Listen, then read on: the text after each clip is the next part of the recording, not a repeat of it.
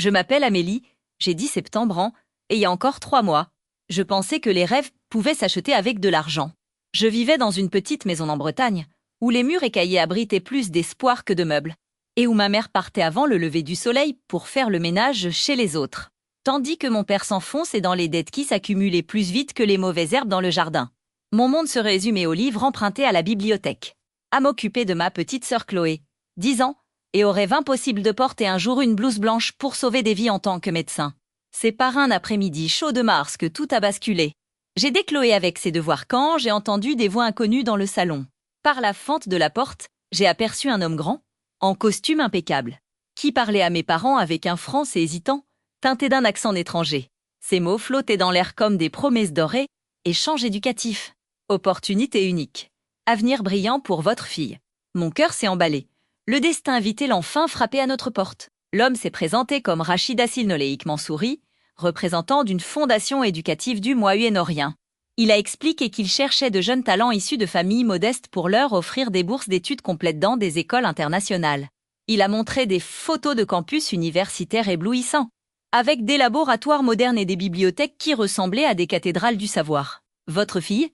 a-t-il dit, en me regardant directement à travers la fente de la porte. « A exactement le profil que nous recherchons ?» Mes parents ont échangé des regards remplis d'une tension que je ne pouvais déchiffrer.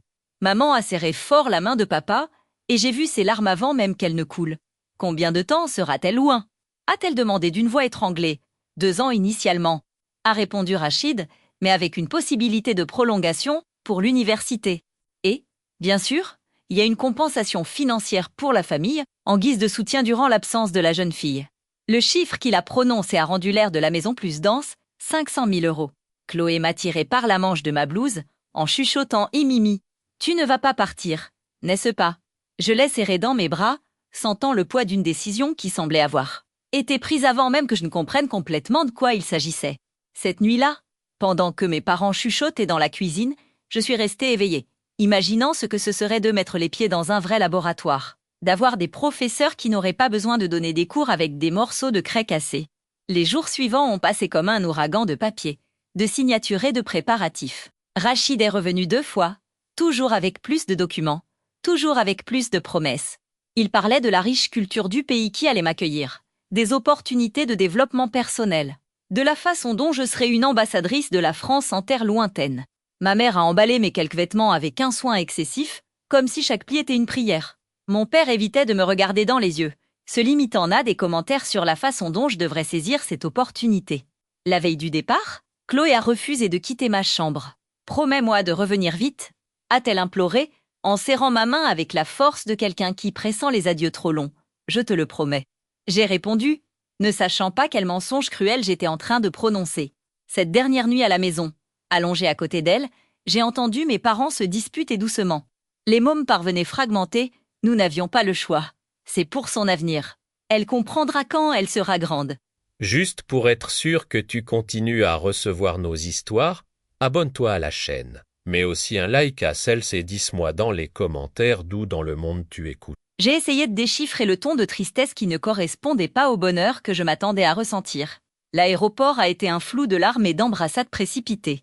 Maman m'a donné un chapelet qui avait appartenu à ma grand-mère. Et papa, pour la première fois depuis des années, m'a dit qu'il m'aimait. Rachid est apparu à l'heure pile, avec des assistants silencieux qui se sont occupés de mes bagages, comme si j'étais une précieuse marchandise. L'avion était plus grand que tout ce que j'avais jamais vu. Et pendant les 16 heures de vol, j'ai alterné entre un sommeil agité et l'anxiété de celle qui se rapproche d'un rêve. Une hôtesse de l'air, une femme d'un certain âge aux yeux bienveillants, a remarqué mon silence et m'a demandé si j'allais bien. Première fois en avion, a-t-elle demandé. J'ai raconté l'échange, mes rêves de devenir médecin, la façon dont ma famille avait fait des sacrifices pour me donner cette chance. Elle m'a regardé avec une expression étrange, presque mélancolique, avant de dire « J'espère que vos rêves se réaliseront, ma chérie, je l'espère vraiment ». Il y avait quelque chose dans sa voix qui m'a donné la chair de poule, mais j'ai mis ça sur le compte du trac naturel de celle qui est sur le point de commencer une nouvelle vie. Lorsque l'avion a atterri à l'aéroport international de Dubaï, la chaleur du désert m'a frappé comme une vague physique. Rachid m'attendait avec 2 hommes en vêtements traditionnels, qui m'ont salué poliment mais sans sourire. Pendant le trajet en voiture, qui a duré près de 2 heures, j'ai essayé de parler de l'école, de quand les cours commenceraient, des autres étudiants français. Les réponses étaient évasives, me renvoyant toujours à des commentaires sur le paysage, sur la façon dont je devrais me reposer, sur la façon dont j'aurais tout le temps de m'adapter. L'architecture a progressivement changé, passant de la modernité urbaine à quelque chose de plus traditionnel, de plus isolé. Les constructions se sont espacées jusqu'à ce que, finalement, j'aperçoive notre destination, une imposante demeure érigée comme un mirage au milieu de nulle part, entourée de hauts murs et de portails ornés. Où est l'école? J'ai demandé, sentant ma première véritable angoisse. Vous étudierez ici, sur la propriété, a répondu l'un des hommes. C'est un système éducatif très spécial, très exclusif. Alors que nous franchissions les portails dorés, j'ai réalisé qu'ils se refermaient derrière nous avec un bruit définitif, comme l'écho d'une porte claquant au bout d'un couloir trop long. Ma nouvelle réalité s'étendait devant moi en jardin parfaitement entretenu, en fontaine de marbre et en une architecture qui semblait tout droit sortie des histoires que j'aimais raconter à Chloé. Mais il n'y avait aucun signe d'autres étudiants, aucun pupitre, aucune bibliothèque. Il y avait seulement un sentiment croissant que quelque chose n'allait pas, et que mes parents le savaient quand ils m'ont embrassé pour la dernière fois. La porte principale de la demeure s'est ouverte, révélant un intérieur plus luxueux que tout ce que j'aurais pu imaginer. Des tapis persans recouvraient des sols en marbre. Des lustres en cristal pendaient du haut plafond. Et la climatisation maintenait une température parfaite qui contrastait avec la chaleur suffocante de l'extérieur. Des femmes vêtues traditionnellement m'ont accueilli avec des révérences silencieuses, me guidant à travers des couloirs ornés de calligraphie arabe dorée et de peintures qui semblaient raconter des histoires des temps anciens. J'ai été conduite à une chambre qui était plus grande que la maison entière où j'avais grandi. Le lit avait un baldaquin en soie, il y avait un balcon avec vue sur des jardins interminables, et une salle de bain avec une baignoire en marbre qui aurait pu accueillir facilement 3 personnes. Sur le lit, j'ai trouvé des vêtements traditionnels féminins soigneusement disposés. Accompagné d'un mot en France, c'était habillez-vous de manière appropriée pour le dîner à 8 heures. Vous serez présenté au chez Q, c'est Facile Linoléique Rachid, votre hôte. Pour la première fois depuis que j'avais quitté la maison, je me suis permis de pleurer. Pas de tristesse, mais d'une confusion accablante. Ce n'était pas une école, il n'y avait pas d'autres étudiants, et je commençais à comprendre que le mot échange avait été utilisé de manière très libre.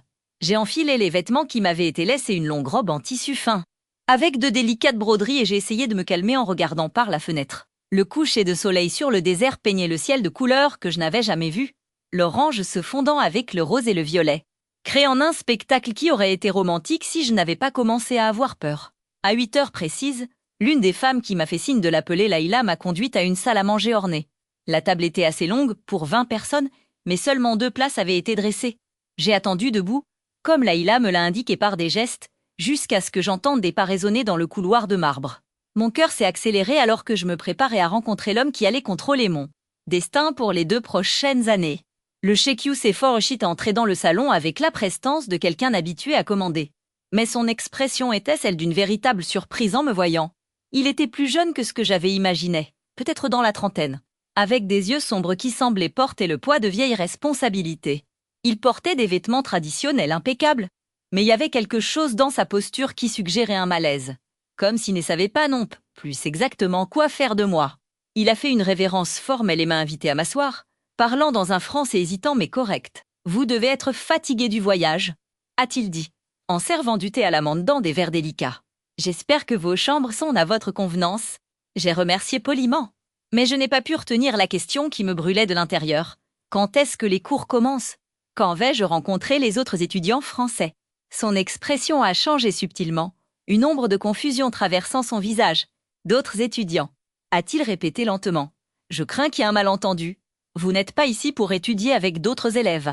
Le thé amer a glissé dans ma gorge avec la première véritable vague de panique. Alors pourquoi suis-je ici? J'ai demandé, en essayant de garder ma voix ferme. Il a hésité, regardant ses propres mains avant de répondre. Je pensais que votre famille avait accepté un arrangement ou un engagement familial. Le mot engagement a résonné dans le salon comme une cloche funèbre, et c'est à ce moment que j'ai compris que mes parents ne m'avaient pas envoyé pour étudier. Ils m'avaient vendu. Le silence qui a suivi n'a été brisé que par le bruit de ma respiration irrégulière et le tic-tac d'une horloge murale ornée. Le Sheikh s'est fait sembler remarquer mon agitation et s'est penché en avant, la voix plus douce. Vous ne saviez vraiment pas, n'est-ce pas? J'ai secoué la tête, incapable de former des mots. Il a soupiré profondément, comme quelqu'un qui venait de comprendre l'ampleur d'un problème bien plus grand qu'il ne l'avait imaginé. Nous devons parler, a-t-il dit. Mais d'abord, Vous devez savoir que vous ne serez contrainte à rien tant que nous n'aurons pas complètement éclairci cette situation. Cette première nuit, allongée dans le lit luxueux qui ressemblait plus à une prison dorée, j'ai compris que ma vie avait changé d'une manière que je ne pouvais pas encore totalement assimiler. De l'autre côté de la fenêtre, le désert s'étendait à l'infini sous un ciel étoilé qui semblait se moquer de ma petitesse.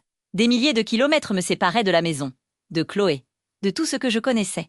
Et pour la première fois de ma vie, j'ai commencé à me demander si les rêves valaient vraiment n'importe quel prix, surtout quand on découvre que ce n'est pas nous qui avons choisi de le payer. La solitude de la première semaine a été presque insupportable.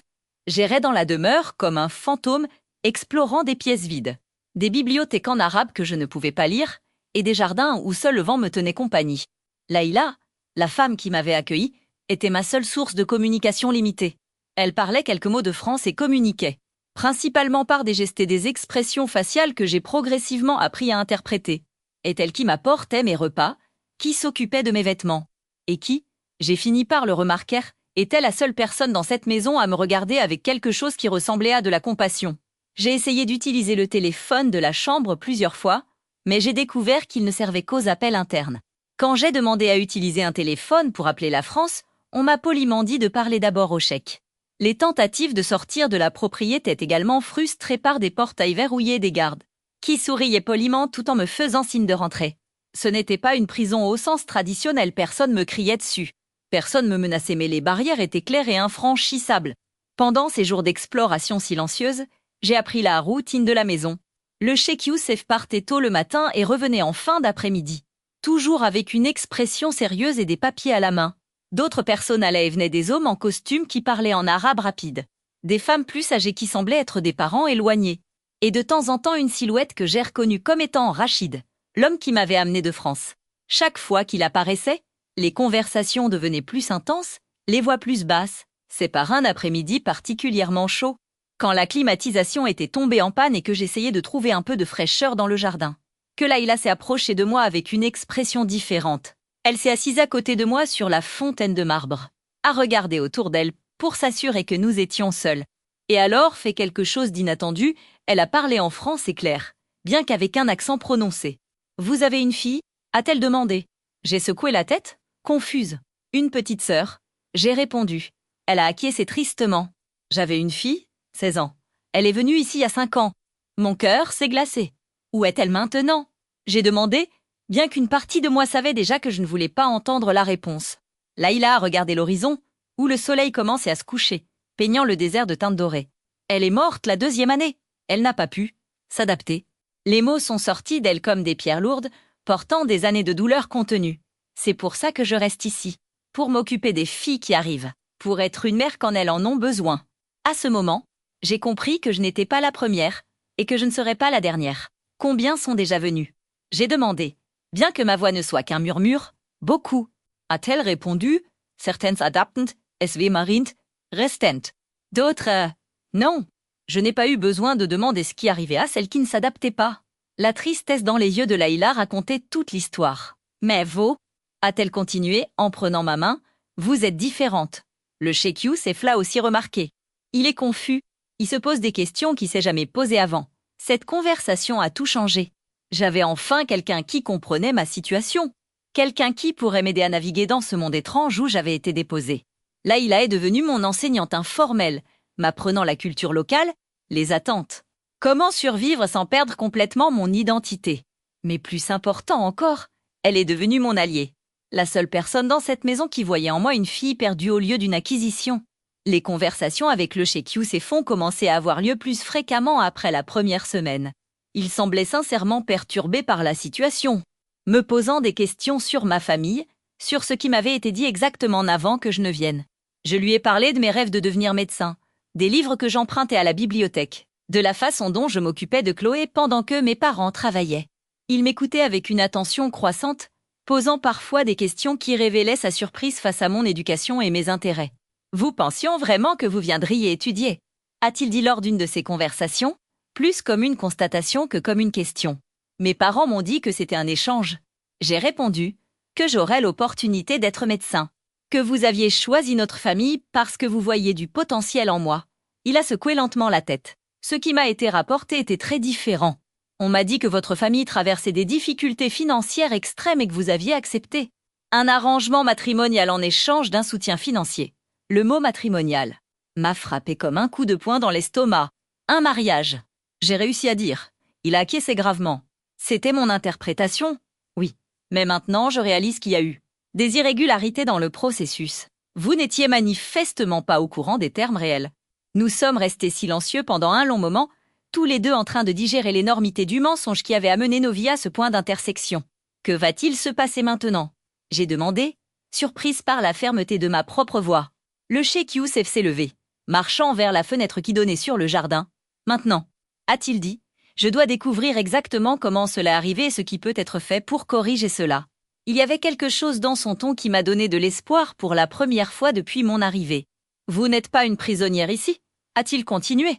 Pas tant que je n'aurais pas complètement éclairci cette situation.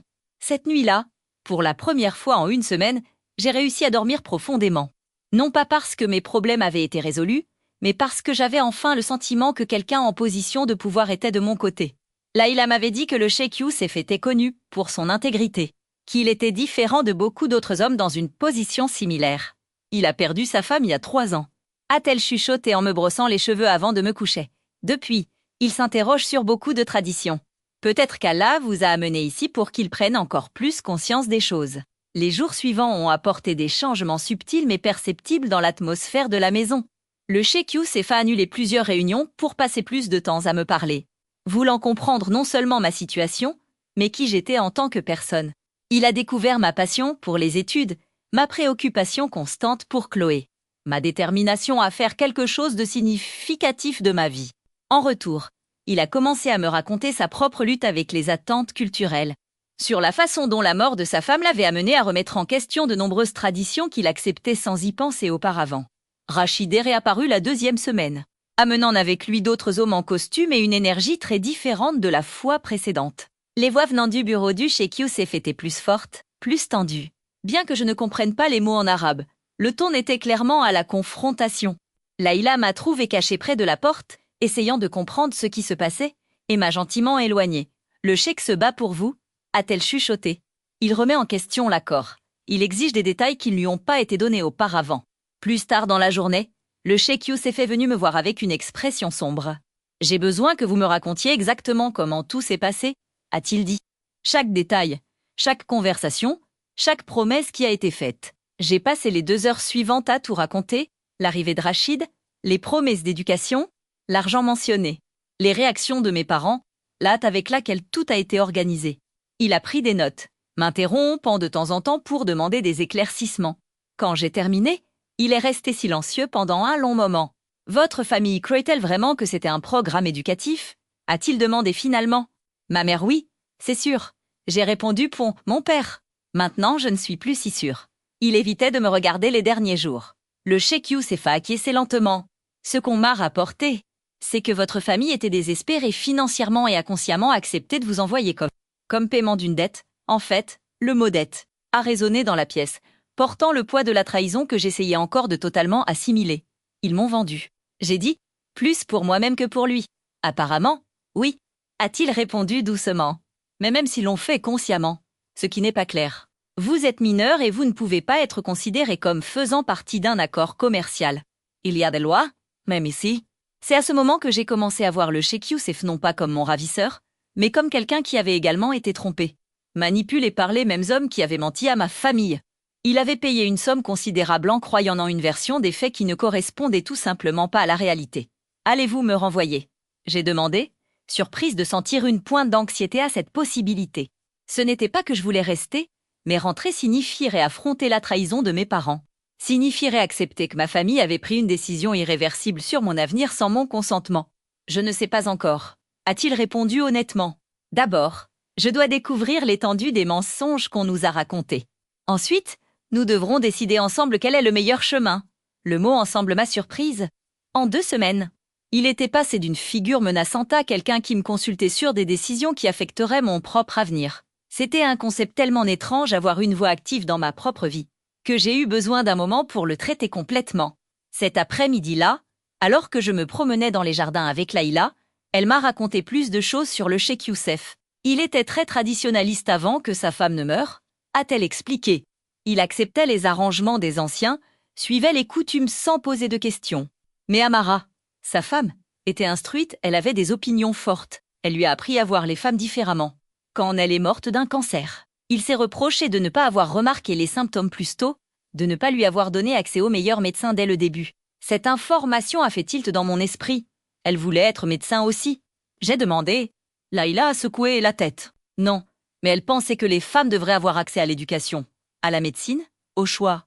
Elle disait que si elle avait eu une femme médecin, elle se serait peut-être sentie plus à l'aise pour parler de ses symptômes plus tôt.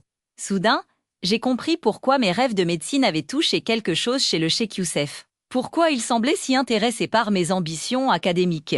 La 3e semaine a apporté une tempête dans le désert littéralement et métaphoriquement. Les vents violents ont gardé tout le monde à l'intérieur, tandis que le sable fouettait les fenêtres comme une pluie dorée. C'est pendant cette tempête que j'ai reçu la nouvelle la plus dévastatrice depuis mon arrivée. Le cheikh You s'est fait entrer dans ma chambre avec une expression sombre, tenant un téléphone à la main. J'ai réussi à contacter la France. A-t-il dit ? Il y a quelque chose que vous devez savoir. Mon cœur s'est emballé. C'est Chloé. Quelque chose lui est arrivé. Il a secoué la tête. Votre sœur va bien. Mais elle a trouvé des documents que votre père a essayé de cacher. Des documents qui confirment que votre famille était au courant de la nature réelle de l'accord. Les mots sont tombés sur moi comme des pierres lourdes. Il savait. J'ai murmuré. Il savait que ce n'était pas pour étudier. Le cheikh Youssef s'est assis dans le fauteuil près de mon lit, gardant une distance respectueuse. D'après votre sœur, qui a réussi à obtenir l'aide d'un professeur pour traduire les papiers, l'accord spécifiait clairement que vous seriez présenté comme une future épouse en échange du paiement de la dette de la famille. Chaque mot était un coup de poignard. Chloé a également trouvé une lettre que votre mère avait écrite mais n'avait pas envoyée, demandant pardon et expliquant qu'il ne voyait pas d'autre solution. Les larmes ont commencé à couler sur mon visage avant même que je me rende compte que je pleurais. Ce n'était pas seulement de la tristesse, c'était de la colère. Un sentiment de trahison, l'effondrement total de l'image que j'avais de ma famille. Ils m'ont envoyé en sachant que je serais forcée de me marier. J'ai dit, chaque mot sortant comme un sanglot. Ils m'ont laissé croire à des mensonges jusqu'à la dernière seconde. Il y a plus, a dit le cheikh Youssef doucement. Votre sœur a alerté les autorités. Une enquête est en cours. Vos parents ont été arrêtés. La nouvelle aurait dû me donner satisfaction, un sentiment de justice rendue, mais tout ce que j'ai ressenti, c'était un vide immense. Ma famille, la seule ancre que j'avais dans le monde, s'était complètement désintégrée. Et Chloé, où est-elle maintenant ? Chez votre tante ? A-t-il répondu. Elle est bien prise en charge et veut vraiment vous parler. Mais d'abord, vous devez savoir que vous avez maintenant de vrais choix. Les autorités françaises sont au courant de votre situation, l'ambassade a été notifiée, et personne ne peut vous forcer à faire quoi que ce soit contre votre volonté. Pour la première fois depuis mon arrivée, j'avais réellement des options. Je pouvais retourner en France, affronter les décombres de ma famille et essayer de reconstruire une vie à partir de zéro. Ou quoi ? J'ai demandé, réalisant que j'avais dit ma pensée à voix haute. Le cheikh Youssef a hésité avant de répondre. Ou vous restez ici aussi longtemps que vous le souhaitez, comme ma protégée, pas comme ma propriété. Vous auriez accès à l'éducation, à la préparation pour l'université, aux ressources nécessaires pour poursuivre vos rêves de médecine. La proposition était surréaliste. Pourquoi feriez-vous ça ? J'ai demandé. Pourquoi m'aideriez-vous après tout ? Il s'est levé, marchant jusqu'à la fenêtre où la tempête de sable dansait encore à l'extérieur. Parce qu'Amara aurait fait la même chose pour vous, a-t-il dit simplement. Et parce que j'ai découvert que faire la bonne chose signifie parfois briser des traditions, que nous n'avons pas remis en question depuis assez longtemps. Nous sommes restés silencieux pendant plusieurs minutes, tous les deux perdus dans nos propres pensées sur la façon dont les vies peuvent changer complètement en l'espace de quelques semaines. Cette nuit-là, pour la première fois en une semaine, je ne me suis pas sentie prisonnière. J'étais encore à des milliers de kilomètres de chez moi. J'avais encore à gérer la trahison de ma famille. J'étais encore dans un pays dont je commençais à peine à comprendre la culture. Mais j'avais des choix. Et aussi effrayant que cela puisse être, j'avais aussi quelqu'un prêt à me soutenir pendant que je découvrais lequel de ces choix était le bon pour moi. La décision de rester n'est pas venue d'un coup. Elle a été une construction progressive, faite de longues conversations avec le cheikh Youssef sur la philosophie et la médecine, d'après-midi à apprendre l'arabe avec Laïla, de nuit à regarder le ciel étoilé et du désir à essayer d'imaginer mon avenir. Il a fait en sorte que j'ai accès à des ordinateurs, Internet, à des livres en français et en anglais. Pour la première fois de ma vie, j'avais une bibliothèque infinie à ma disposition. Plus important encore, il a organisé des appels réguliers avec Chloé. La voir sur l'ordinateur, même à travers un écran. C'était comme recevoir de l'oxygène après des semaines sans pouvoir respirer correctement. Elle avait tellement grandi en quelques semaines depuis mon départ, pas physiquement, mais émotionnellement. La découverte de la trahison de nos parents l'avait forcée à mûrir rapidement, mais avait aussi éveillé en elle une détermination que je reconnaissais comme très similaire à la mienne. Je ne les déteste pas, m'a-t-elle dit pendant un de ses appels. Mais je ne comprends pas comment ils ont pu autant mentir. Maman a pleuré pendant des jours après que la police les a emmenés. Je ne pouvais pas non plus les haïr complètement, bien que la colère soit encore une présence constante. Ils étaient désespérés, j'ai répondu, en essayant de trouver une explication qui ait du sens. Les gens désespérés font parfois des choses terribles. Chloé Azequela tête avec une sagesse qui ne devrait pas exister chez un enfant de 10 ans. Tant Rose a dit qu'ils auraient pu demander de l'aide d'autres manières, qu'il y a toujours d'autres options que de vendre sa propre fille. La brutalité simple de sa déclaration m'a frappé comme une gifle. Même un enfant pouvait voir qu'il y avait des alternatives que nos parents avaient refusé d'envisager. Pendant ces semaines de vidéoconférences avec Chloé et de conversations quotidiennes avec le cheikh Youssef, j'ai commencé à comprendre qu'il était lui aussi en pleine transformation. Les révélations sur la façon dont j'avais été amenée ici l'ont forcé à remettre en question non seulement ce cas spécifique, mais tout le système qui permettait que de telles tromperies se produisent. Il a commencé à enquêter sur d'autres arrangements similaires, découvrant un réseau d'intermédiaires qui profitaient de la pauvreté des familles pour alimenter les demandes d'hommes riches qui voulaient de jeunes épouses. L'ampleur de la découverte m'a laissé abasourdi. Le cheikh Youssef avait engagé des enquêteurs privés qui ont retracé les activités de Rachid au cours des 5 dernières années. Puisque tu es resté avec moi jusqu'ici, c'est que tu aimes nos histoires. Alors abonne-toi à la chaîne pour ne pas manquer les prochaines. Mets un like à celle-ci et dis-moi dans les commentaires d'où dans le monde tu nous regardes. Les rapports révélaient un schéma systématique, des familles endettées étaient identifiées. Grâce à des bases de données illégales, étudiées pendant des mois, puis approchées avec des propositions soigneusement élaborées pour paraître légitimes. Les mensonges étaient adaptés à chaque situation, tantôt des programmes éducatifs, tantôt des opportunités de travail, ou même des adoptions temporaires, par des familles riches. Chaque document que le cheikh Youssef me montrait était une pièce des robots. Des photos de filles souriantes dans des aéroports. Des contrats falsifiés avec les logos d'institutions éducatives inexistantes. Des témoignages de familles qui avaient été convaincues de confier leurs filles en échange de promesses dorées. Certaines de ces filles avaient eu de la chance, elles avaient trouvé des hommes qui, comme le cheikh Youssef, avaient découvert les mensonges et avaient fait ce qui était juste. D'autres n'avaient pas eu cette chance. Je compile des preuves pour les autorités internationales. M'a-t-il expliqué un après-midi, entouré de piles de papier dans son bureau. Mais j'ai besoin de votre aide pour comprendre comment ils opèrent. Vous avez vécu le processus du début à la fin, vous avez vu leur tactique fonctionner. Accepter d'aider signifiait revivre chaque moment douloureux, de la première conversation avec Rachida, mon arrivée ici. Mais cela signifiait aussi transformer mon expérience en une arme contre ceux qui faisaient ça à d'autres filles. C'est pendant ces séances de documentation que j'ai découvert des détails encore plus troublants sur ma propre situation. Rachid avait enquêté sur ma famille pendant près de 6 mois avant de faire sa première approche. Il savait pour les dettes de mon père, pour les problèmes de santé de ma Aglémère qui avait siphonné nos économies, pour ma passion pour les études et mon rêve de devenir médecin. Chaque mot de sa proposition avait été calculé pour toucher précisément nos points les plus vulnérables. Il savait que je rêvais d'étudier la médecine. J'ai murmuré, en regardant un dossier qui contenait des informations détaillées sur ma famille. Il savait que mes parents se sentiraient coupables de ne pas pouvoir me donner cette opportunité. Le cheikh Youssef a acquiescé gravement. C'est pour ça que l'arnaque fonctionne si bien. Ils n'exploitent pas seulement la pauvreté, ils exploitent l'amour que les parents ont pour leurs enfants. Ils transforment cet amour en une arme contre eux. La compréhension que mes parents avaient été manipulés presque autant que moi apportait un mélange complexe de soulagement et de colère. D'un côté, je comprenais enfin qu'ils ne m'avaient pas vendu froidement pour de l'argent. De l'autre, cela me faisait encore profondément mal qu'ils aient pris une décision aussi drastique sur mon avenir sans me consulter, sans même envisager d'autres alternatives. Ces découvertes ont coïncidé avec des changements encore plus profonds dans ma relation avec le cheikh Youssef. Les longues heures passées à travailler ensemble, à analyser des documents et à rassembler des preuves, nous ont rapprochés d'une manière qu'aucun de nous n'avait anticipée. Il n'était plus l'homme mystérieux et potentiellement dangereux que j'avais rencontré cette première nuit. C'était quelqu'un d'intelligent, de compatissant, luttant contre un système qu'il avait lui-même involontairement soutenu pendant des années. Un soir, après une session particulièrement intense d'analyse des témoignages d'autres victimes, il m'a trouvé en train de pleurer dans le jardin. « C'est difficile de lire sur d'autres filles qui ont vécu ce que vous avez vécu », a-t-il dit. en s'asseyant à côté de moi sur la fontaine de marbre qui était devenue notre lieu de conversation préféré. Parfois, je me demande s'il serait pas plus simple de simplement faire comme si tout cela n'existait pas. Mais vous ne pouvez pas faire ça. J'ai répondu, en essuyant mes larmes. Je ne peux pas faire ça. Maintenant que nous avons la responsabilité d'agir. Il m'a regardé avec une expression que je ne pouvais pas totalement déchiffrer, de l'admiration mêlée à quelque chose de plus profond. Vous avez 7 ans et plus de courage moral que des hommes qui ont le triple de votre âge. A-t-il dit doucement.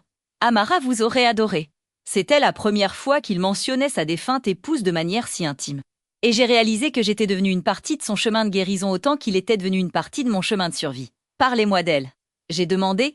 Il a souri, un sourire mélancolique mais sincère. Elle remettait tout en question, exactement comme vous. Elle n'acceptait jamais le parce que ça a toujours été comme ça comme réponse. Pendant qu'il parlait d'Amara, de la façon dont elle avait changé sa perspective sur les traditions et sur le rôle des femmes dans la société. J'ai compris que ma présence ici avait un but qui allait au-delà de la justice pour les autres victimes. J'aidais le Cheikh Youssef à honorer la mémoire de sa femme d'une manière plus significative que de simplement pleurer sa mort. Les semaines se sont transformées en mois, et notre enquête a commencé à porter des fruits concrets. Grâce à des organisations internationales de défense des droits de l'homme, nous avons réussi à retrouver 5 autres filles qui avaient été amenées par des arnaques similaires. 2 d'entre elles étaient dans des situations abusives et ont dû être secourues. L'une avait réussi à s'échapper seule et vive et illégalement dans un pays voisin. Les 2 autres, comme moi, avaient trouvé des hommes qui avaient reconnu la supercherie et essayé de faire ce qui était juste. Le processus de construction d'une affaire juridique internationale était complexe et long, mais chaque petite victoire nous donnait plus de motivation pour continuer. Lorsque nous avons réussi à faire accuser formellement Rachid pour trafic d'êtres humains, lorsque nous avons vu sa photo dans les journaux comme un criminel recherché, j'ai ressenti une profonde satisfaction qui allait au-delà de la vengeance personnelle. C'était le sentiment d'avoir transformé ma douleur en quelque chose d'utile. Pendant cette période, ma relation avec le Cheikh Youssef a continué d'évoluer d'une manière qu'aucun de nous ne pouvait totalement prévoir. Ce n'était pas romantique, j'étais encore mineure et nous respections cela absolument. Mais il y avait une connexion émotionnelle et intellectuelle qui s'approfondissait chaque jour. Il est devenu mon mentor, mon protecteur, mon partenaire dans notre croisade pour la justice, et progressivement, quelque chose que je ne pouvais décrire que comme de la famille. « Allez-vous rester ?» a-t-il demandé un soir, après que nous ayons reçu la nouvelle que notre preuve avait été acceptée par le tribunal internat. Même après que tout cela sera terminé, quand vous aurez des choix complètement libres, choisirez-vous de rester? La question m'a prise au dépourvu, non pas parce que je n'y avais pas pensé, mais parce que je ne savais pas comment articuler la complexité de mes sentiments. Je ne sais pas. J'ai répondu honnêtement. Il y a 6 mois, je ne pouvais pas imaginer une vie en dehors de ma petite ville en France. Maintenant, je ne peux pas imaginer une vie sans. J'ai hésité, cherchant les bons mots, sans ce sentiment d'avoir un but, sans la possibilité de faire une différence dans la vie des autres. Il a acquiescé avec compréhension, et cela peut être fait de nombreux endroits, de nombreuses manières. C'est à cette époque que Chloé a fait sa première visite. Voir ma petite sœur descendre de l'avion, plus grande et plus mature, mais toujours avec le même sourire qui illuminait mes jours d'enfance. C'était comme voir mon cœur se recoller après des mois de fragmentation. Le Cheikh Youssef avait fait en sorte qu'elle reste 3 semaines. Assez de temps pour qu'elle découvre ma nouvelle vie et pour que j'évalue s'il était possible de réunir les morceaux de ma famille dans une nouvelle configuration. C'est très différent de ce que j'imaginais, m'a dit Chloé la première nuit, alors que nous explorions la demeure ensemble. Je pensais que tu serais triste, prisonnière. Mais tu as l'air, je ne sais pas, plus forte. Elle avait raison. Les mois de lutte, de découverte de ma propre force, d'apprentissage que j'avais une voix et le pouvoir de choisir, m'avaient transformée d'une manière que je découvrais encore. Pendant la visite de Chloé, elle a eu l'occasion de découvrir tous les aspects de ma nouvelle vie. Elle a passé des après-midi avec Laïla, apprenant à cuisiner des plats arabes et écoutant des histoires sur différentes cultures. Elle a assisté à quelques de nos sessions de travail sur l'enquête, impressionnée par le sérieux de notre effort pour aider d'autres filles. Et, plus important, elle a eu de longues conversations avec le Cheikh Youssef sur l'éducation, sur les opportunités, sur la façon dont des personnes de mondes différents pouvaient construire une compréhension mutuelle. Il tient vraiment à toi, m'a-t-elle dit un après-midi, après avoir passé 2 heures à discuter de mathématiques avec lui dans le jardin. Pas comme quelqu'un qui possède quelque chose, mais comme un père ou un grand frère. Son observation m'a fait prendre conscience de quelque chose que j'avais évité de reconnaître. Le Cheikh Youssef était devenu de la famille pour moi d'une manière qui transcendait les circonstances bizarres qui nous avaient réunis. Le dernier jour de la visite de Chloé, nous avons organisé une cérémonie spéciale dans le jardin. Ce n'était pas un mariage ou une sorte d'engagement romantique, c'était quelque chose que nous avions créé nous-mêmes. Une célébration des choix libres, de la famille construite avec intention au lieu de simplement par les circonstances. Laïla avait préparé un mélange de plats français et arabes, et nous avions invité Kaox des autres femmes de la maison, ainsi que certains des alliés que le cheikh Youssef s'était fait pendant notre campagne pour la justice. Aujourd'hui, nous ne célébrons pas d'où nous venons, mais où nous choisissons d'être, a dit le cheikh Youssef, en levant son verre pour un toast. Nous célébrons Amélie, qui a transformé une expérience terrible en force pour aider les autres. Nous célébrons Chloé, qui a démontré que le courage n'a pas d'âge. Et nous célébrons l'idée que les familles peuvent être construites avec amour et choix, pas seulement avec le sang et la tradition. Pendant que tout le monde portait un toast, j'ai regardé autour de moi les personnes qui étaient devenues ma famille de cœur. Laïla, qui avait perdu une fille mais avait gagné 2 petites filles en Chloé et moi. Le cheikh Youssef, qui avait découvert qu'honneur et les traditions ne signifiaient pas accepter les injustices. Chloé, qui avait montré que l'intégrité et le courage pouvaient fleurir même dans les situations les plus difficiles. Et moi, qui avait appris que parfois les chemins les plus improbables nous mènent exactement là où nous devons être. Après que Chloé soit retournée en France avec la promesse de revenir pendant les vacances scolaires et, éventuellement, de venir étudier ici quand elle serait plus grande. J'ai eu le temps de réfléchir à toutes les transformations des derniers mois. J'étais arrivée ici comme une victime, une marchandise, une fille vendue par sa propre famille. J'étais en train de devenir une jeune femme avec une voix, avec un but, avec la capacité de choisir son propre destin. Que voulez-vous faire maintenant? M'a demandé le cheikh Youssef un soir, après que nous ayons reçu la nouvelle que notre preuve avait conduit à l'arrestation de 3 autres membres du réseau de Rachid. Avec toute cette expérience, avec tout ce que vous avez appris, quelle est la prochaine étape? La question m'a fait réaliser que, pour la première fois de ma vie, j'avais réellement le contrôle sur ma réponse. Je veux étudier la médecine. J'ai répondu sans hésiter. Mais je veux aussi continuer à travailler pour aider d'autres filles. Je veux que cette expérience terrible vienne la base de quelque chose de bon, quelque chose qui fasse une différence dans le monde. Il a souri, ce sourire qui était devenu si familier et réconfortant. Alors, nous allons trouver comment faire en sorte que les 2 choses se réalisent.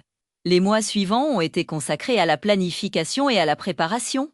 Le cheikh Youssef a fait en sorte que j'ai des cours particuliers intensifs pour me préparer aux examens d'entrée à l'université, à la fois en médecine et en droit de l'homme.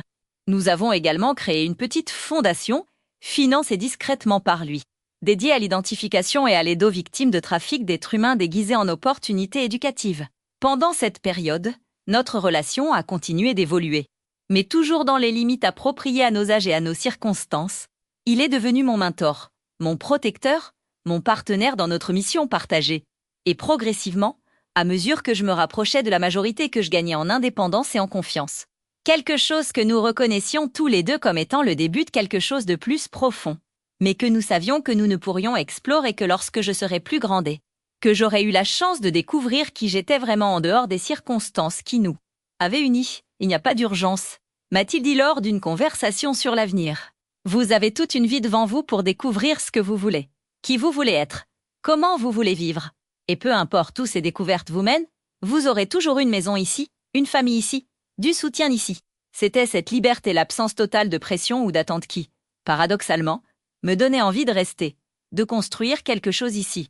Lorsque le jour de mes 18 en est finalement arrivé, nous avons organisé une célébration qui marquait non seulement ma majorité, mais ma transformation complète de victime à survivante, de survivante à défenseur. Chloé était là, maintenant âgée de 11 ans et montrant déjà un intérêt à suivre mes pas en médecine.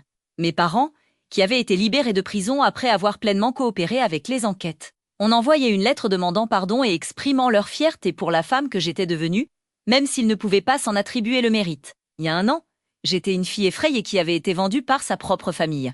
J'ai dit dans un petit discours que j'ai fait ce soir-là. Aujourd'hui, je suis une jeune adulte qui a choisi de transformer cette expérience en force pour aider les autres. Aucun de nous ne peut contrôler ce qui nous arrive, mais nous pouvons tout choisir ce que nous faisons avec ce qui nous arrive. À ce moment-là, en regardant les personnes qui étaient devenues ma famille de cœur, j'ai compris que j'avais appris la leçon la plus importante de toutes, que là mais on n'est pas là où nous naissons, mais là où nous choisissons de construire nos vies. Que la famille n'est pas seulement le sang, mais des liens forgés par le choix, le respect et l'amour mutuel. Et que parfois, les chemins les plus improbables, même ceux qui commencent par la trahison et la tromperie, peuvent nous mener exactement là où nous devons être pour devenir ce que nous étions destinés à être.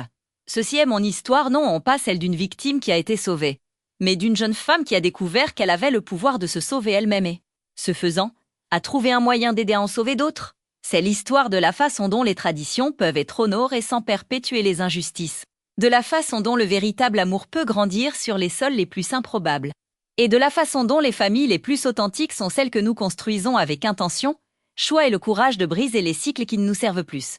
Combien d'autres filles comme moi existent? J'ai demandé un après-midi où il semblait particulièrement troublé après une réunion. Plus que je ne l'imaginais.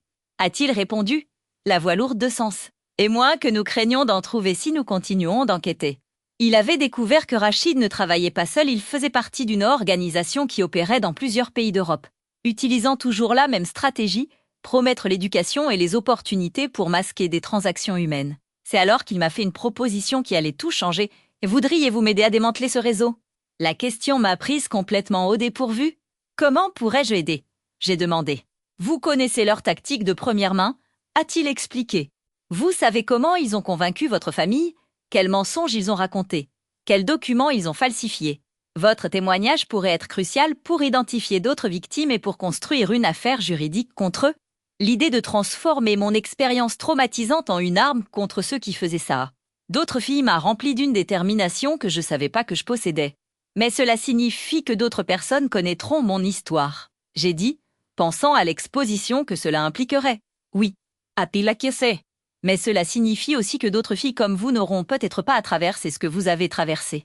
Nous avons décidé que je resterai plus longtemps non pas comme sa promise, mais comme sa protégée et sa collaboratrice dans cette mission. Il a fait en sorte que j'ai des cours particuliers d'arabe, d'anglais avancé, et même quelques matières de base en médecine, réalisant enfin la promesse d'éducation qui m'avait amené ici, bien que d'une manière complètement différente de celle imaginée. Laïla est devenue ma professeure de culture locale, m'aidant à comprendre les nuances qui me permettraient de naviguer dans ce monde avec plus de confiance. Mais les changements les plus profonds se produisaient dans la dynamique qu'entre le Sheikh Youssef et moi. Les conversations formelles des premiers jours avaient laissé place à de longues discussions sur la philosophie, la justice, sur la façon dont les traditions pouvaient être honorées sans perpétuer les injustices. J'ai découvert qu'il avait un esprit brillant et curieux, et il semblait fasciné par ma perspective extérieure sur sa culture. Ce n'était pas de la romance, j'étais encore mineure, il respectait cela absolument. Mais c'était une connexion intellectuelle et émotionnelle qu'aucun de nous n'avait anticipée. Vous me faites remettre en question des choses que j'ai acceptées toute ma vie, m'a-t-il dit un soir où nous étions dans le jardin, observant les étoiles. C'est comme si votre présence ici avait allumé une lumière dans des coins de mon esprit qui étaient sombres depuis trop longtemps. J'ai compris ce qu'il voulait dire. Ma propre vision du monde s'était immensément élargie, j'ai appris que des cultures différentes n'étaient pas nécessairement des cultures fausses, que les traditions pouvaient coexister avec le progrès, que les gens pouvaient changer lorsqu'ils étaient confrontés à des preuves qu'ils avaient tort. Les semaines se sont transformées en mois, et notre enquête sur le réseau de trafic d'êtres humains a commencé à porter ses fruits. Nous avons réussi à identifier 3 autres filles qui avaient été amenées par des arnaques similaires, dont 2 ont accepté de collaborer avec notre témoignage. L'une d'elles, Sofia, une Espagnole de 16 ans, avait été vendue par des parents toxicomanes qui croyaient à la promesse qu'elle travaillerait comme nounou pour une famille riche. L'autre, Isabelle, d'Italie, avait été promise comme étudiante d'échange culturel, exactement comme moi. Travailler avec ces filles m'a donné un sentiment d'avoir un but que j'avais perdu lorsque j'ai découvert la trahison de ma famille. Chaque témoignage recueilli, chaque preuve documentée, chaque mensonge exposé était une petite victoire contre le système qui nous avait engloutis. Le Sheikh Youssef a fait en sorte que nous ayons toutes accès à une thérapie, à une aide juridique, et, plus important encore, à de vrais choix pour notre avenir. Mais notre enquête n'est pas passée inaperçue. Rachid et ses associés ont commencé à ressentir la pression, et leurs réactions sont devenues de plus en plus désespérées. Ils ont d'abord tenté de soudoyer le Sheikh Youssef, proposant de rendre tout l'argent et de remplacer les filles qui causaient des problèmes. Quand cela a échoué, ils ont eu recours à des menaces, prétendant qu'ils violaient des contrats légitimes et qu'ils feraient face à des conséquences juridiques pour avoir rompu des accords commerciaux. C'est pendant cette période de tension croissante que j'ai reçu un appel inattendu. Chloé avait réussi à avoir accès au téléphone de sa tante et m'avait appelé directement, en contournant les heures prévues. Mimi, a-t-elle dit, la voix tremblante, je dois te dire quelque chose, maman et papa. Ils veulent te parler. Mon estomac s'est serré. Depuis la découverte de la vérité, j'avais refusé de parler à mes parents, même lorsqu'ils l'avaient demandé par l'intermédiaire d'avocats. Ils ont dit qu'ils avaient des informations importantes sur les hommes qui t'ont emmené, a continué Chloé.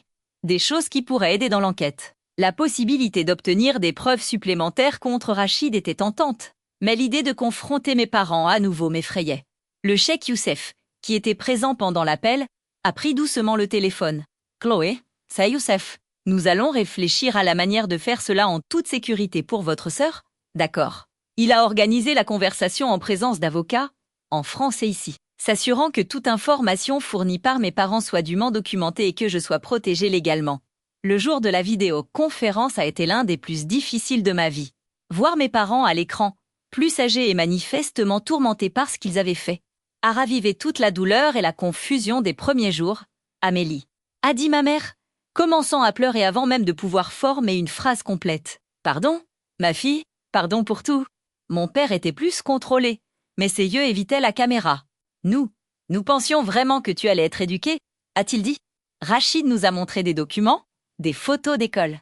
Il a dit que le mariage ne se ferait que si tu étais d'accord, après des années d'études. Les explications sont venues par fragments, mélangées à des larmes et des demandes de pardon. Ils avaient été manipulés presque autant que moi. Mais la différence cruciale était qu'ils avaient fait un choix désespéré.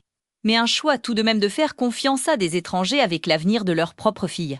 Rachid a dit que si nous n'acceptions pas sa proposition, il prendrait notre maison, que vous finiriez toutes les deux dans la rue, a expliqué ma mère. Il connaissait des détails sur nos dettes que personne ne devrait connaître. Cette information a été cruciale pour notre enquête. Rachid et son organisation n'exploitaient pas seulement les familles désespérées, ils les étudiaient, identifiaient des vulnérabilités spécifiques, puis créaient des scénarios de coercition qui rendaient difficile le refus de leurs offres. C'était un système beaucoup plus sophistiqué et prédateur que nous ne l'avions imaginé au départ. Après l'appel, j'ai passé des heures à digérer ce que j'avais entendu. D'un côté, comprendre que mes parents avaient également été victimes de manipulations a apporté un certain soulagement. De l'autre, le fait qu'ils aient fait un choix même sous pression d'échanger mon avenir contre une stabilité financière me faisait encore profondément mal. Le cheikh Youssef m'a trouvé en train de pleurer dans le jardin et simplement assis à côté de moi, m'offrant sa présence silencieuse jusqu'à ce que je sois prête à parler.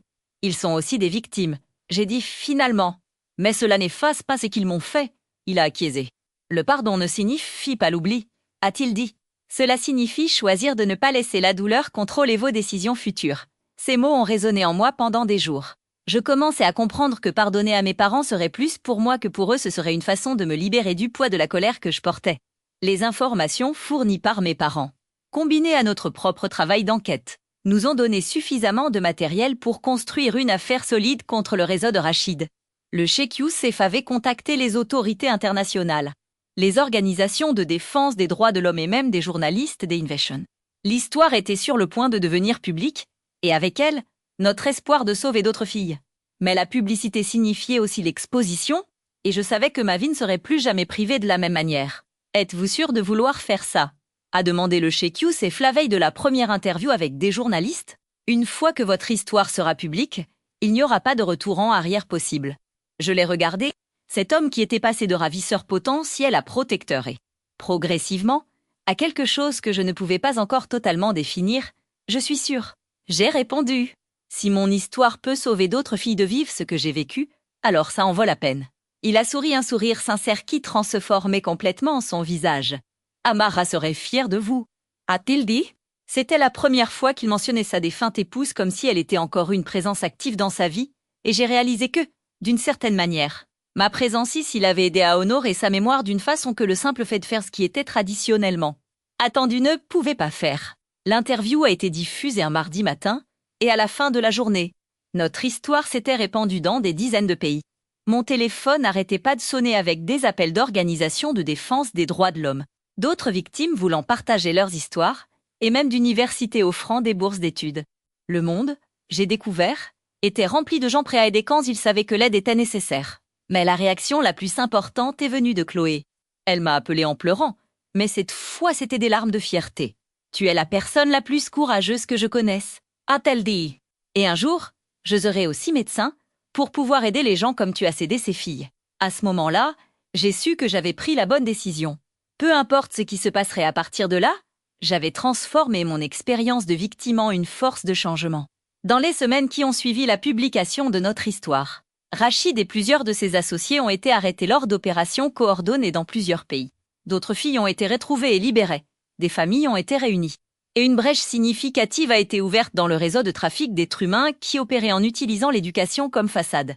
Ce n'était pas la fin du problème, cela ne le serait jamais, mais c'était un début important. Le cheikh Youssef et moi avons passé ces semaines à travailler avec les autorités, à donner des interviews, à coordonner avec les organisations de défense des droits de l'homme. Quelque part au milieu de toute cette activité, notre relation avait évolué vers quelque chose qu'aucun de nous ne pouvait facilement catégoriser. Ce n'était pas romantique, j'étais encore mineure et nous respections cela complètement. Mais c'était profond, basé sur le respect mutuel, les expériences partagées et une vision commune de la justice. Que va-t-il se passer pour nous maintenant? J'ai demandé un soir où nous avions enfin un moment de calme. Nous étions sur le toit observant les étoiles qui étaient devenues une constante réconfortante dans ma nouvelle vie. Je ne sais pas. A-t-il répondu honnêtement? Mais je sais que, quoi qu'il arrive, vous aurez toujours une place ici, si vous le voulez. Pas comme à propriété, pas comme le résultat d'un accord commercial, mais comme de la famille, le mot famille, a résonné entre nous, portant le poids et la possibilité. Ma famille d'origine s'était désintégrée à cause de la trahison et du désespoir. Mais peut-être, juste peut-être, était-il possible de construire quelque chose de nouveau à partir des décombres? Pas exactement ce que j'avais prévu en rêvant de devenir médecin dans une petite maison en Bretagne, mais quelque chose qui pourrait être encore plus significatif. C'est cette nuit-là que j'ai pris ma décision finale. Je resterai 1 an de plus, terminerai mes études préparatoires, puis je poserai ma candidature à des universités de médecine en France et à l'étranger. Le cheikh Youssef s'était proposé de financer mon éducation, non pas comme un paiement pour des services ou dans le cadre d'un accord, mais simplement parce qu'il croyait en mon potentiel et voulait que mes rêves se réalisent. Il y a une condition. Lui ai-je dit, je veux que Chloé vienne me rendre visite. Je veux qu'elle voie qu'il est possible de transformer de mauvaises expériences en quelque chose de positif. Il a souri, ce sourire qui était devenu si familier et réconfortant. J'allais justement vous le proposer, a-t-il dit. Elle a l'air aussi déterminée que vous. Peut-être pourrions-nous faire en sorte qu'elle étudie ici aussi, quand elle sera plus grande, si elle le souhaite. La possibilité d'avoir Chloé près de moi, de pouvoir m'occuper d'elle comme j'ai toujours voulu, de lui donner des opportunités que notre famille n'aurait jamais pu lui offrir, était plus que ce que j'avais osé espérer. Ce n'était pas exactement la fin heureuse des contes de fées, c'était mieux. C'était réel, construit sur des choix conscients et le respect mutuel au lieu de promesses vidées de traditions discutables. 2 mois plus tard, Chloé arrivait pour sa première visite. La voir descendre de l'avion, plus grande et plus mature, mais toujours avec le même sourire radieux qui illuminait mes journées quand nous étions petites, c'était comme voir mon cœur se recoller après des mois de fragmentation. Le cheikh Youssef avait fait en sorte qu'elle reste 2 semaines. Assez de temps pour qu'elle découvre ma nouvelle vie et pour que je lui présente le monde de possibilités qui s'ouvrait maintenant devant nous. C'est vrai que tu vas être médecin, a-t-elle demandé la première nuit, alors que nous explorions la demeure qui avait cessé d'être une prison pour devenir un foyer. Oui, j'ai répondu. Et tu peux aussi, si tu le veux. Nous avons des ressources maintenant, nous avons des opportunités que nous n'avons jamais eues auparavant. Elle m'a serré fort dans ses bras, et dans cette étreinte, j'ai senti le poids de toute la responsabilité que j'avais portée depuis l'enfance de la protéger, d'être un exemple pour elle, de m'assurer qu'elle ait des choix. Pendant ces 2 semaines, Chloé a rencontré Laïla, qu'il a immédiatement adoptée comme une deuxième petite fille. Elle a appris quelques mots d'arabe, a goûté à de nouvelles saveurs, et a passé de longs après-midi à discuter avec le cheikh Youssef de médecine, de cultures différentes, de la façon dont des personnes de mondes complètement différents pouvaient trouver des points communs. En les voyant interagir, j'ai su que j'avais trouvé non seulement un nouveau foyer, mais une nouvelle famille. Le dernier jour de la visite de Chloé, nous avons organisé un dîner spécial dans le jardin. Laïla avait préparé des plats traditionnels arabes en plus de quelques plats français qu'elle avait appris à cuisiner spécialement pour nous. Le cheikh Youssef avait invité quelques amis proches des gens qui nous avaient soutenus pendant les mois difficiles, qui étaient devenus une partie de notre petite communauté improbable. Je voudrais porter un toast, a dit le cheikh Youssef, en levant son verre de jus de grenade. Aux familles que nous choisissons, aux deuxièmes chances, et aux jeunes femmes courageuses qui nous enseignent que la tradition sans compassion n'est pas. De la tradition, c'est seulement de la répétition. Nous avons tout porté un toast, et à ce moment-là, sous les étoiles du désert qui avaient été témoins de tant de souffrance et de croissance, j'ai compris que j'avais trouvé quelque chose que je n'avais jamais su chercher. Ce n'était pas la fin de l'histoire, c'était, en fait, seulement le début. Chloé retournerait en France pour terminer l'école, mais elle viendrait régulièrement me rendre visite. Je passerai la prochaine année à étudier intensivement, me préparant aux examens d'entrée à l'université. Le Cheikh Youssef continue son travail de réforme des traditions préjudiciables au sein de sa propre communauté, utilisant notre expérience comme catalyseur pour des changements plus larges. Et un jour, quand je serai plus âgé, quand je serai devenu le médecin que j'avais toujours rêvé d'être, peut-être que notre relation évoluerait vers quelque chose de plus romantique, ou peut-être pas. La beauté de la situation était que, pour la première fois de ma vie, j'avais le temps de découvrir qui j'étais vraiment, ce que je voulais vraiment, sans la pression de décisions désespérées ou d'attentes familiales. Si cette histoire t'a tenu en haleine jusqu'ici, imagine les prochaines. Abonne-toi à la chaîne pour n'en manquer aucune. Mets un like à Serre et dis-moi dans les commentaires d'où dans le monde tu écoutes en ce moment. En regardant Chloé rire avec Laïla, en écoutant le Cheikh Youssef raconter des histoires de son enfance dans le désert, en sentant la brise nocturne porter le parfum de jasmin des jardins, j'ai su que j'avais appris la leçon la plus importante de toutes, que la famille n'est pas seulement le sang, que la maison n'est pas seulement l'endroit où nous naissons, et que parfois les chemins les plus sinueux nous mènent exactement là où nous devons être. La cicatrice de la trahison de mes parents serait toujours là, mais elle ne définirait plus ma vie. La peur et la confusion des premiers jours dans ce pays lointain s'étaient transformées en gratitude et en détermination. Et l'homme qui aurait dû être mon ravisseur était devenu mon plus grand, allié dans la construction d'un avenir que je choisirais moi-même. Ceci est mon histoire, non pas celle d'une victime qui a été sauvée, mais d'une jeune femme qui a découvert qu'elle avait le pouvoir de transformer son propre destin, même lorsque ce destin a commencé par la pire des trahisons. C'est l'histoire de la façon dont les traditions peuvent être honorées sans perpétuer les injustices, de la façon dont le véritable amour peut parfois grandir sur les sols les plus improbables, et de la façon dont les familles peuvent être construites avec intention et choix, au lieu de simplement par les circonstances et le sang.